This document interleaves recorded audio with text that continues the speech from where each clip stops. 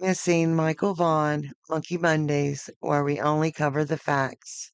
Situated about 50 miles west of Boise, Idaho, lies Fruitland, often referred to as the Big Apple of Idaho. Nestled in a community surrounded by apple orchards, the close-knit town gained national attention not for its agriculture pursuits, but for its mysterious disappearance of a 5-year-old boy 3 summers ago. Fruitland, Idaho is the hometown of Michael Vaughan, a bright and playful child born on June 24th, 2016. Residing in this small town on the Idaho-Oregon border with a population of around 5,000 people, Michael, affectionately known as Monkey, exudes exuberance and a love for adventure. In a family filled with warmth, Michael shares his home with his mother, Brandy, his loving father, Tyler, his fun-loving grandfather, 2 adoring sisters, and 1 loving big brother.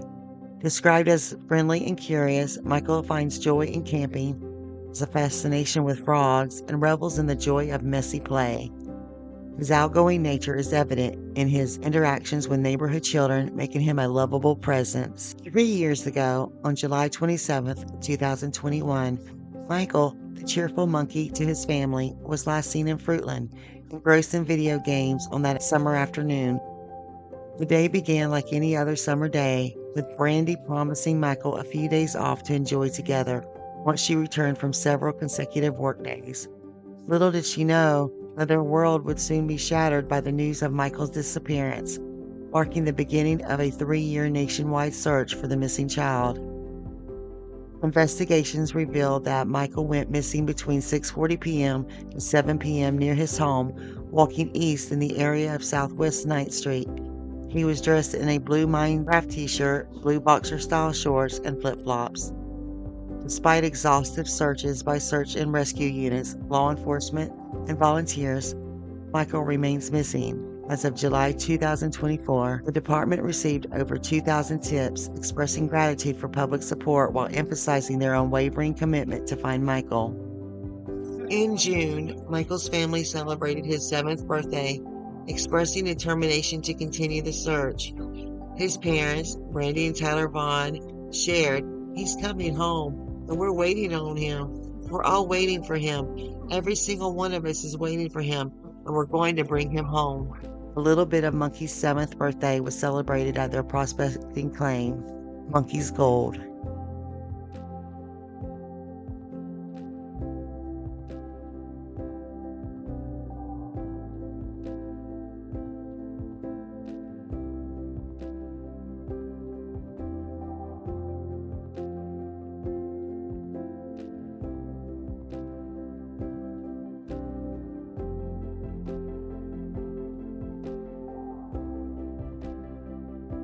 Michael Vaughan's 8th birthday, a message from his family.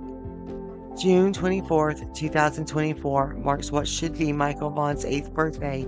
Instead of a day filled with happiness, Michael's family is struggling, still yearning for answers about their missing child who vanished nearly 3 years ago, near their home in Fruitland, Idaho.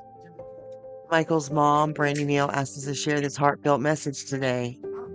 A message from Brandy Neal. This is a very sad day for our family. Today should be spent with smiles, laughs, and joy, yet our hearts are heavy. This is the 3rd birthday that Michael hasn't been home. Today we are celebrating the day Michael brought joy and love into this world. Family will have his favorite chocolate cake, and his baby sister will open his presents for him. We are incredibly thankful for the community, law enforcement, and everyone's continued support for Michael and our family. Thank you, Brandy Neal, Michael's mom. For any information on Michael Vaughan or his disappearance, please contact the National Center for Missing and Exploited Children at 1-800-THE-LOST or the Fruitland Police Department at 208-642-6096. A Talk with Brandy Neal. Blue and red are his favorite colors, mostly blue. He loves monster trucks. Gravedigger is his favorite monster truck. He loves Spider-Man, Batman. He loves race cars. He loves cars. He loves trucks. Anything that goes. He loves pepperoni pizza, macaroni and cheese, and it has to be the Velveeta kind. It can't the Kraft macaroni and cheese. He's kind of picky about that one. He loves Otter Pops, the Otter Pop popsicles. He could eat a whole box if I let him.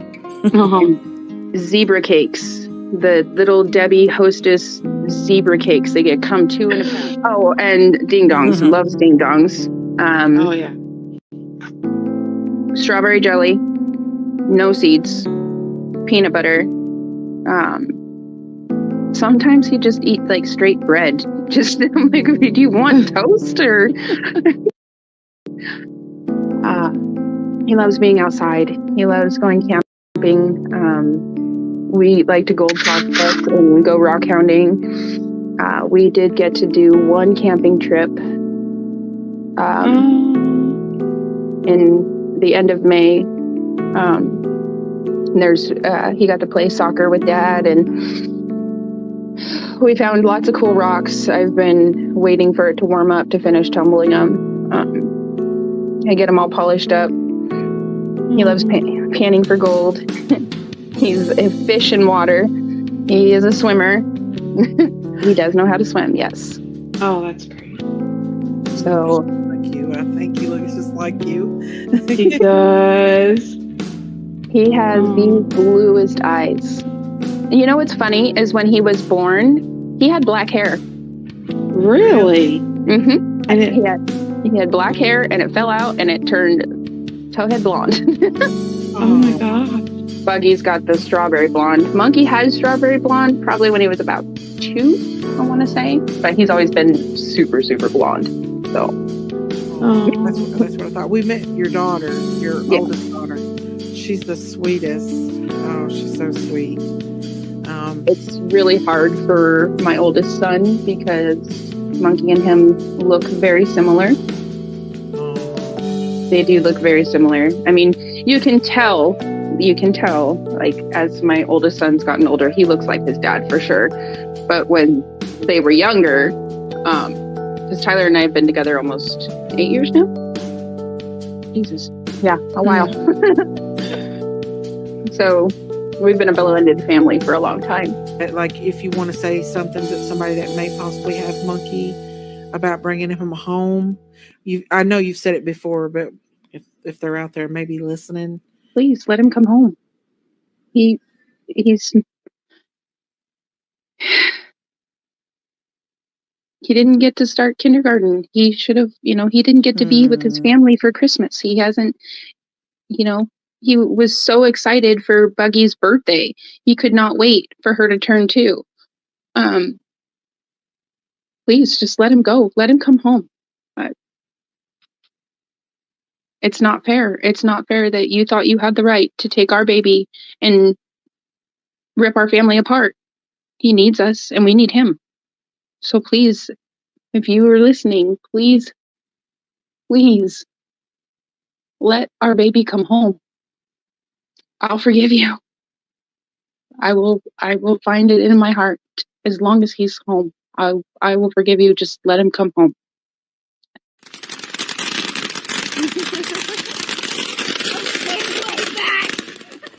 I do not want to get hit by any of those. Did you catch that video of me? I did. Short 1 minute. Daddy, what? Don't touch nothing else with that hand. You can only touch with this hand, okay? Okay. Can you touch one? Okay, touch the pan. Can you feel how hot that is? Stay back in the stove. It doesn't feel hot. Yeah, but it'll get hot. Pick it up. Okay, stay back. Real homemade cookies. We made real homemade. We made real homemade cookies. Can you touch them? Don't touch with the other hand. Aww. If I could grab one. No, with that. You gotta let them rest. Aww, I gotta let the cookies rest. Yeah, because it's hot. You got 2 left. You ta-da-da. Look, I made real cookies. Trying to do everything I can to make sure my goal is to I want everybody in the world to see his face. I want everybody to know about him. He hasn't been found in the water. He hasn't been found in any fields. He hasn't been found by helicopter. You can support Michael. If you find a blue light, put it up, please. A blue His light. favorite color. Front porch light.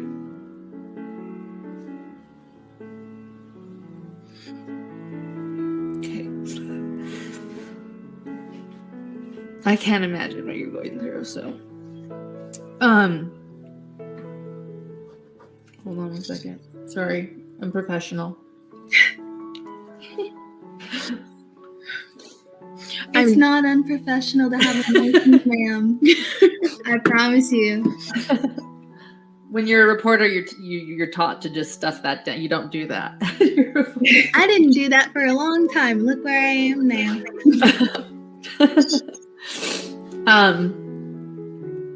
Thank you. What a sweet child. What a sweet girl. So when you woke up the next day, I didn't. and you didn't wake up. I didn't When the sleep. You didn't sleep. When the next day came, Yeah. She had to force me to go to bed. and you still didn't have your Michael, what were you feeling? Despair, sadness. And my heart was broken. It's still broken. Fear. Pure fear. I actually, Tyler had to pick me up. I collapsed when the helicopter flew over. Because it was a nightmare. Like, this can't. I couldn't believe this is happening. I still. It's a never-ending nightmare. Yeah. Don't know how to answer. Because I don't know how I'm doing. I'm sad. I'm scared. I'm miserable.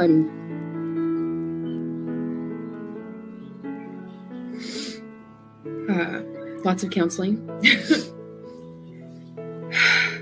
Getting through each day. Yeah. Families of missing children are living through hell on earth, not knowing where their baby is. And honestly, you have no idea what you would do or what you would say or how you would act. There's been so much of the, well, I would do this, I would do that. I pray that not one of those people ever has to feel in a single ounce of what we are going through on a daily basis. So and I pray that nobody ever has to. You've lived that situation, or you've walked a second in that situation. Don't tell a mother or a father that you know what you would do, because you don't know what you would do. So just be kind and be thankful that. Pray that you never have to feel an ounce of this heartache or this heartbreak ever. There are some very, very, very dedicated officers, FBI agents. They live, eat, breathe, sleep, trying to find Michael.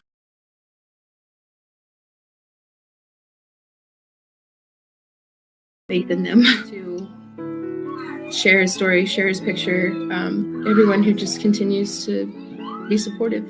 Thank everyone. For you. Thank you. Thank you, ma'am. You're welcome. Thank you. Mm-hmm. Thank you. How are you doing? Are you okay? No. And that's okay to not be okay. That was a good answer to be able to share. Yeah. Is there something we can do for you? Don't let anyone lose sight of my brother, please. That's my baby too. We'll do our best. We'll keep Michael out there. Okay? All right. The four suspects. Sarah Wandra, 35 years old. Sarah lives at 1102 Red Wing Street in Fruitland and was living there at the time of Michael's disappearance. We believe that Sarah has firsthand knowledge and is involved in Michael's abduction. This is Sarah's husband, Stacy Wandra, 30 years old, a male. Stacy was also living at 1102 Red Wing Street in Fruitland and was living there at the time of Michael's disappearance. We believe that Stacy has firsthand knowledge and is involved in the abduction of Michael Vaughan. This is Brandon Shirtliff, 30 years old, of Kuna, Idaho. Brandon was living with Sarah and Stacy Wandra at 1102 Red Wing Street at the time of Michael's disappearance, and we believe Brandon has firsthand knowledge of Michael's abduction. Brandon is currently believed to be in North Dakota. Adrian Lucien, 32-year-old male out of Toledo, Ohio. Adrian was staying with Sarah and Stacy Wandra at 1102 Red Wing Street at the time of Michael's disappearance, and we believe that Adrian has firsthand knowledge of Michael's abduction. Adrian is currently believed to be in Toledo, but floats between Ohio and California. Sarah Wandra, a resident of Fruitland, Idaho, was arrested in connection with the disappearance of 5-year-old Michael Joseph Vaughan, who went missing in July of 2021. Wandra was charged with failure to report a death. Authorities believe that she had knowledge of Michael's disappearance, but failed to report it. Sarah's arrest followed a search of her property located near where Michael was last seen, marking a significant development in the ongoing investigation. However, the charges against Wandra in Michael Vaughan's case were later dropped without prejudice, meaning she can be recharged for the crime at any time. The investigation into Michael's fate continues, with authorities actively pursuing various leads. Stacy Wandra, the husband of Sarah Wandra, also became a person of interest in the investigation into the disappearance of Michael Joseph Vaughan. Like his wife, Stacy lived in the home that authorities searched in connection with the Michaels case. Stacy Wandra has a criminal history, including charges related to firearms and other offenses. While he has not been charged directly in connection with Michael Vaughan's disappearance, his involvement has been scrutinized due to his relationship with Sarah and their proximity to where Michael was last seen. Stacy has conducted several interviews on YouTube and one with KTVB, attempting to prove his innocence in Michael's disappearance. However, his changing stories and the addition of new details have raised questions about his credibility and cast doubt on his claims of innocence. Brandon Shirtliff is one of the individuals connected to the investigation into the disappearance of Michael Joseph Vaughan. Named a person of interest by the Fruitland Police Department, Shirtliff was reportedly staying at or visiting the home of Sarah and Stacy Wandra around the time Michael went missing. Authorities may have questioned Shirtliff about the case, though he has not been charged with any crime related to Michael's disappearance. At one point, it was reported that Shirtliff had left Idaho and was believed to be living out of state. Days before being named a person of interest, Shirtliff gave a YouTube interview with JLR Investigates, where he shared his version of the events on the day Michael disappeared. However, discrepancies between Brandon's account and Stacy's version of the day have cast doubt on the credibility of both suspects. There are indications that Brandon may have returned to Idaho. Adrian Lucien is another individual identified as a person of interest in the investigation into the disappearance of Michael Joseph Vaughan. Like Brandon Shirtliff, Lucien was reportedly connected to the Wander residence in Fruitland, Idaho, around the time Michael vanished. Authorities have spoken with Lucien, and no additional information has been disclosed. It is believed that Lucien is residing in a state other than Idaho. Along with Shirtliff, Lucien is thought to have knowledge relevant to the case. However, like the other persons of interest, Lucien has not been charged with any crime related to Michael's disappearance and has not spoke publicly about the case. Michael Joseph Vaughan, affectionately known as Monkey, was born on June 24, 2016, to Brandy Neal and Tyler Vaughan. With his striking blue eyes and golden blonde hair, Michael's playful and adventurous spirit make him a beloved figure in his community. However, on July 27th, 2021, Michael went missing from Fruitland, Idaho, at the tender age of 5. At the time of his disappearance, he stood 3 feet 7 inches tall and weighed around 50 pounds. He was last seen wearing a light blue Minecraft t shirt, dark blue boxer briefs, and sandals. Michael's disappearance sparked a massive search operation, with Fruitland residents and law enforcement working tirelessly to find him. The community's unwavering support and every lead are crucial in the ongoing effort to bring Michael home. Authorities believe Michael was taken near his home on Southwest Ninth Street in Fruitland around 6:40 to 7 p.m. The Fruitland Police Department urges anyone with information on his whereabouts to contact them immediately at 1-208-642-6096 or dial 911. The community's vigilance and support are vital in reuniting Michael with his family. Tips can be sent to Fruitland Police Department at 1-208-642-6096. Tipsters may remain anonymous. Find more information at fruitland.org or Crimestoppers at 343cops.com. You can't take one of our most precious citizens from us and ever expect us to stop. He's coming home.